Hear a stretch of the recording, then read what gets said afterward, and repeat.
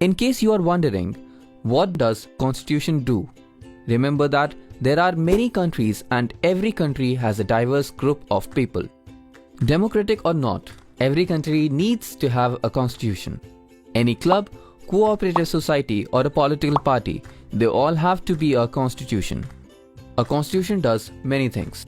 It generates trust and coordination between different kinds of people to live together. Tells us how the government will be formed, who will have the power to take which decision. Lays limit on all the powers of the government. Tells us the rights of the citizen. It expresses the hope of people about creating a good society. All countries that have constitution are not necessarily democratic, but all countries that are democratic will have a constitution. After the War of Independence, Americans gave themselves a constitution. After the revolution, French people approved democratic constitution. Let us know about the India's constitution. India's constitution was also drawn up under very difficult circumstances. The country was born through partition. At least 10 lakh people were killed in violence.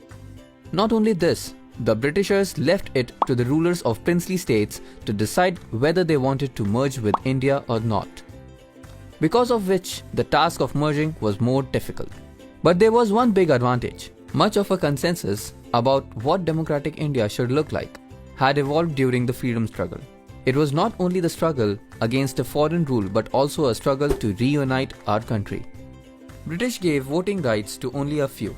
In 1928, Motilal Nehru and 8 other Congress leaders drafted Constitution for India. These documents included values which were accepted by all the leaders, like universal adult franchise, right to freedom and equality, and protecting the rights of minorities. Our leaders learned from other countries. We have adopted details from colonial laws like Government of India Act 1935. Ideals of French Revolution has inspired us. Practice of parliamentary democracy in Britain, Bill of Rights in US, Socialist Revolution in Russia.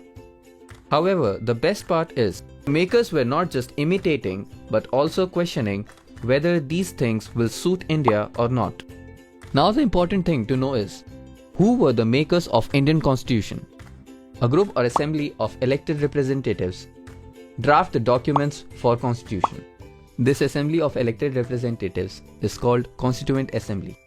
In July 1946, elections to the Constituent Assembly were held. In the same year, after 5 months, in December, its first meeting was held. However, in 1947 partition, not only the country but the Constituent Assembly was also divided into India and Pakistan. Many countries of the world had to rewrite their constitution because either it exists only as a piece of paper or the rules were not acceptable to all social groups. But this was not the case of independent India. The assembly that wrote Indian Constitution had 299 members, who were elected by the members of provincial legislatures. The assembly was mostly dominated by the Indian National Congress that led freedom struggle. There was no universal adult franchise at the time, but even if there was, its composition would not have been very different.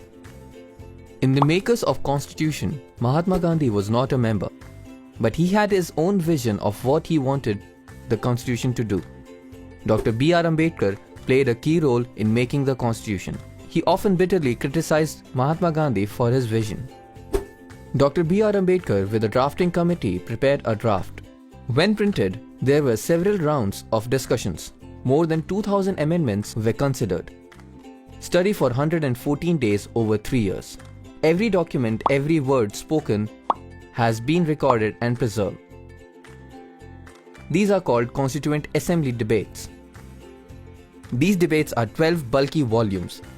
The Constitution of India is very long and detailed. Therefore, it needs to be revised quite regularly. The makers of Indian Constitution did not see it as a sacred or unalterable law. They made rules to include changes from time to time, to keep it updated. These changes are called constitutional amendments.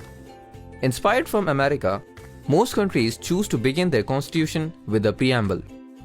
Preamble is basically a short statement of Constitution's basic values. Assembly adopted Constitution on 26 November 1949 but was implemented on 26 January 1950. To mark this day, we celebrate 26 January as Republic Day every year. That's all for this chapter. Thank you for watching.